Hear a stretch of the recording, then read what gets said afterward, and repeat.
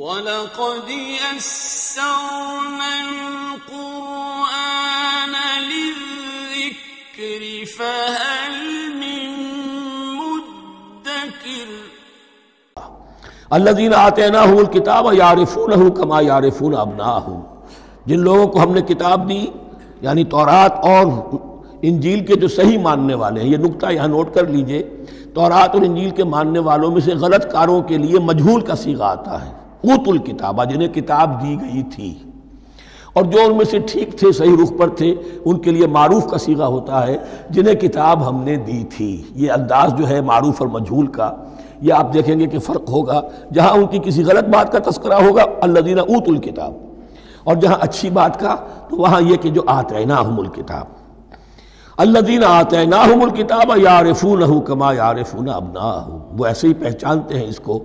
ہو کی ضمیر قبلے کی طرف بھی ہے، اور ہو کی ضمیر محمد الرسول اللہ کی طرف بھی ہے، ہو کی ضمیر قرآن کی طرف بھی ہے، ایسے پہچانتے ہیں جیسے اپنے بیٹوں کو۔ وَإِنَّ فَرِيقًا مِّنْهُمْ، اور یقیناً ان میں سے ایک گروہ وہ ہے لَيَكْتُمُونَ الْحَقَّ وَهُمْ يَعْلَمُونَ، جو جانتے بوجھتے حق کو چھپاتے ہیں۔ الحق من ربک، یہ حق ہے آپ کے رب کی طرف سے، فَلَا تَكُونَنَّ مِنَ الْمُمْتَرِينَ، تو آپ ہرگز نہ بنے شک کرنے والوں میں۔ یہ حضور سے خطاب ہو رہا ہے، اور حضور کی وساطت سے اصل میں ہر مسلمان سے خطاب ہو رہا ہے۔ یہ بات ان سے کہی جا رہی ہے کہ اس میں کوئی شک اپنے پاس مت آنے دو، یہ تو حق ہے تمہارے پروردگار کی طرف سے۔ وَلِكُلٍّ وِجْهَةٌ هُوَ مُوَلِّيهَا، ہر ایک کے لیے ہم نے ایک رخ معین کر دیا جس کی طرف کہ وہ رخ کرتا ہے۔ فَاسْتَبِقُوا الْخَيْرَاتِ، تو مسلمانوں تمہارے لیے ایک رخ تو ہم نے معین کر دیا بیت اللہ کا۔ ایک باطنی رخ کیا ہے؟ نیکیوں میں ایک دوسرے سے آگے بڑھنے کی کوشش کرو۔ ایک ہے ظاہر، نماز کا ظاہر ہے، آپ نے قبلے کی طرف رخ کر لیا ہے، آپ نے وضو کیا ہے۔ ایک نماز کا باطن ہے، خشوع ہے، خضوع ہے، حضور قلب حاصل ہے، رقت ہے، معلوم ہے کس کے سامنے حاضری ہے۔ اسی طریقے سے قبلہ ایک تو یہ ہے جو کہ کعبہ ہے، بیت اللہ ہے، ایک یہ فاستبقوا الخیرات، تم ہر نیکی کے اندر ایک دوسرے سے آگے بڑھنے کی کوشش کرو۔ اینما تکونوا یأتی بکم اللہ جمیعا، جہاں کہیں بھی ہوگے اللہ تم سب کو لے آئے گا، جمع کر دے گا۔ ان اللہ علی کل شیء قدیر، یقینا اللہ تعالی ہر چیز پر قادر ہے۔ ومن حیث خرجت فول وجهک شطر المسجد الحرام، اور جدھر سے بھی آپ کا نکلنا ہو، کہیں سفر کریں، کہیں بھی جائیں، تو آپ اپنا رخ پھیر دیجئے مسجد حرام کی طرف۔ وَإِنَّهُ لَلْحَقُّ مِن رَبِّكَ، اور یہ یقیناً حق ہے آپ کے رب کی طرف سے۔ وَمَا اللَّهُ بِغَافِلٍ عَمَّا تَعْمَلُونَ، اور اللہ غافل نہیں اس سے کہ جو تم کر رہے ہو۔ یہاں بظاہر جو ہے کلام حضور سے ہے، اصل میں مسلمانوں سے خطاب ہے بواسطہ محمد صلی اللہ علیہ وسلم۔ وَمِنْ حَيْثُ خَرَجْتَ فَوَلِّ وَجْهَكَ شَطْرَ الْمَسْجِدِ الْحَرَامِ وَحَيْثُ مَا كُنْتُمْ فَوَلُّوا وُجُوهَكُمْ شَطْرَهُ، اور دیکھو جہاں بھی تم نکلو اپنا رخ کرو مسجد حرام کی طرف۔ امریکہ میں جاؤ تب بھی رخ ہوگا مسجد حرام کی طرف، روس میں جاؤ رخ تمہارا ہوگا مسجد حرام کی طرف۔ وَحَيْثُ مَا كُنْتُمْ، اور اے مسلمانوں جہاں کہیں بھی تم ہو، فَوَلُّوا وُجُوهَكُمْ شَطْرَهُ، تو اپنے چہروں کو پھیر دو اسی کے رخ پر۔ لِأَلَّا يَكُونَ لِلنَّاسِ عَلَيْكُمْ حُجَّةٌ، تاکہ نہ رہے لوگوں کے پاس تمہارے خلاف کوئی دلیل۔ اب اس بات کو سمجھ لیجئے کہ چونکہ تورات میں لکھا ہوا تھا کہ نبی آخر الزمان کا قبلہ کعبہ ہوگا، اگر حضور یہ قبلہ اختیار نہ کرتے تو علماء یہود حجت قائم کرتے مسلمانوں پر کہ دیکھو تورات میں تو یہ لکھا ہے اور انہوں نے وہ اختیار نہیں کیا۔ تو یہ گویا کہ ان کے اوپر اتمام حجت بھی ہو رہا ہے اور قطع عذر بھی ہو رہا ہے، ان کی حجت کی جڑ بھی کٹ رہی ہے۔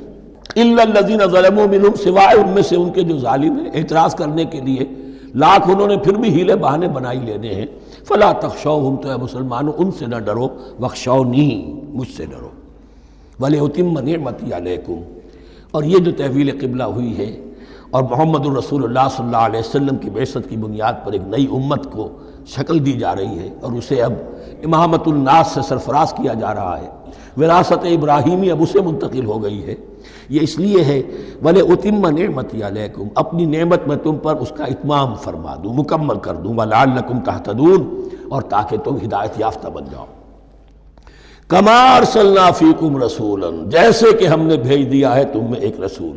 اب یہ دعا ابراہیم و اسماعیل یاد کر لیجئے، ربنا وبعث فیہم رسولا منہم یتلو علیہم آیاتک ویعلمہم الکتاب والحکمت ویزکیہم۔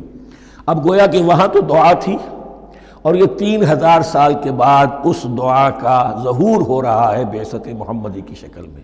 کما ارسلنا فیکم رسولا منکم، جیسے کہ ہم نے بھیج دیا ہے تم میں رسول اپنا تم ہی میں سے، یتلو علیکم آیاتنا، وہ تلاوت کرتا ہے تم پر ہماری آیات، ویزکیکم، تمہیں پاک کرتا ہے، تزکیہ کرتا ہے تمہارا، ویعلمکم الکتاب والحکمہ، اور تمہیں تعلیم دیتا ہے کتاب و حکمت کی، ویعلمکم ما لم تکونوا تعلمون، اور تمہیں تعلیم دے رہا ہے ان چیزوں کی جو تمہیں معلوم نہیں تھی. یہاں ایک نقطہ بڑا اہم ہے، حضرت ابراہیم اور اسماعیل کی دعا میں جو ترتیب تھی یہاں اللہ نے اس کو بدل دیا ہے. وہاں کیا تھا؟ تلاوت آیات، تعلیم کتاب و حکمت، پھر تزکیہ. یہاں کیا ہے؟ تلاوت آیات، پھر تزکیہ، پھر تعلیم کتاب و حکمت. اب ظاہر بات ہے کہ حضرت ابراہیم حضرت اسماعیل نے جو بات کہی وہ بھی غلط تو نہیں ہو سکتی، لیکن ہم یہ کہہ سکتے ہیں کہ اس کی امپرووڈ فارم یہ ہے جو اللہ تعالیٰ کی طرف سے دی گئی، اس لیے کہ تزکیہ مقدم ہے. اگر نیت صحیح نہیں ہے تو تعلیم کتاب و حکمت مفید نہیں ہوگی بلکہ گمراہی میں اضافہ ہوگا. نیت کج ہے تو گمراہی بڑھتی چلی جائے گی، اور تزکیہ کا حاصل کیا ہے؟ نیت درست ہو جائے، اخلاص، نحن لہ مخلصون. اگر یہ نہیں ہے تو جتنا پڑھو گے، جتنے بڑے عالم ہوگے، شیطان بھی بن سکتے ہو. بڑے بڑے فتنے عالموں نے اٹھائے ہیں. یہ جو دین اکبری تھا یا دین الہی تھا، اکبر کے تو باپ دادا کو کبھی خیال نہیں آ سکتا تھا اس کا. یہ پٹی پڑھانے والے کون تھے؟ ابو الفضل اور فیضی جیسے علماء، بہت بڑے علماء. اسی طرح غلام احمد قادیانی، اس کو اصل میں جو بھی پٹیاں پڑھائی ہیں وہ تو پڑھائی حکیم نور الدین نے، جو بہت بڑا عالم تھا، اہل حدیث عالم تھا. تو در حقیقت بہت بڑا عالم ہوگا، اگر اس کی کج ہو گئی نیت تو اتنا ہی بڑا فتنہ اٹھا دے گا.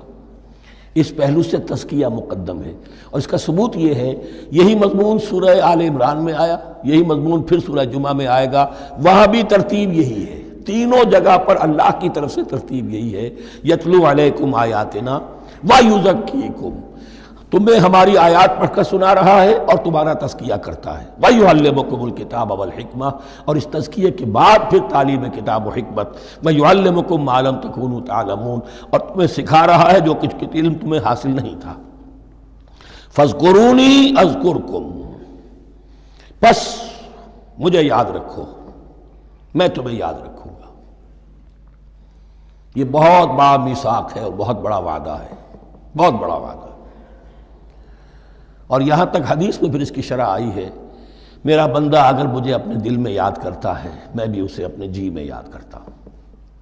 اور میرا بندہ اگر میرا ذکر کسی محفل میں کرتا ہے تو میں اس سے بہت اعلیٰ محفل میں اس کا ذکر کرتا ہوں. اس کی محفل تو بہت بلند و بالا ہے، ملائے اعلیٰ کی محفل ہے، فرشتے ملائکہ مقربین کی محفل ہے. خدا خود میر محفل بود اندر لامکا خسرو، محمد شمع محفل بود شب جائے کہ من بودم. اب خسرو کس عالم میں تھے جب یہ شعر کہہ گئے ہیں؟ تو بہرحال ہے تو صحیح، ایک محفل تو ہے. میں اس سے بڑی بہتر محفل میں ان کا تذکرہ کرتا ہوں. فاذکرونی اذکرکم واشکروا لی ولا تکفرون، اور میرا شکر کرو، میری نعمتوں کا ادراک کرو، اس کا شعور حاصل کرو، اس پر زبان سے بھی شکر ادا کرو، اپنے عمل سے بھی، جوارح سے بھی ان نعمتوں کا حق ادا کرو. یہاں وہ 18 رکوع ختم ہو گئے، نصف اول اس سورہ مبارکہ کا مکمل ہو گیا. اب آگے سے خطاب ہے، یا ایھا الذین آمنوا. ایک نئی امت آ گئی، چارٹر اس کا آ گیا. کیوں بنایا گیا تمہیں؟ لتکونوا شہداء علی الناس ویکون الرسول علیکم شہیدا. تم اب لنک ہو ہمیشہ کے لیے محمد اور پوری نوع انسانی کے درمیان. اسی لیے وہ حدیث بھی تو ہے جو علماء حق ہوتے ہیں ان کے بارے میں فرمایا، علماء امتی کا انبیاء بنی اسرائیل. میری امت کے علماء کا مقام وہی ہے جو بنی اسرائیل کے علماء کا. اس لیے کہ اب نبوت تو ختم ہو گئی محمد پر صلی اللہ علیہ وسلم، لیکن یہ کتاب تو ہے، اس کا پہنچانا تو ہے، اس کو عام تو کرنا ہے، حجت تو قائم کرنی ہے، اور صرف تبلیغ سے نہیں، عمل کر کے دکھانا ہے. وہ نظام قائم کر کے دکھانا ہے جو محمد عربی نے قائم کیا صلی اللہ علیہ وسلم، تب حجت قائم ہوگی. اس کے لیے تمہیں قربانیاں دینی ہوں گی، مشکلیں جھیلنی ہوں گی، جان و مال کا نقصان برداشت کرنا ہوگا. آرام سے گھر بیٹھے ٹھنڈے پیٹوں کفر جگہ نہیں چھوڑ دے گا اور حق نہیں آ جائے گا.